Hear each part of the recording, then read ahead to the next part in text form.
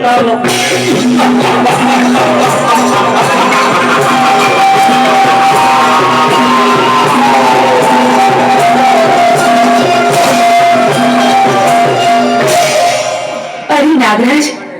મારું મન આજે ખૂબ જ ભયભીત છે.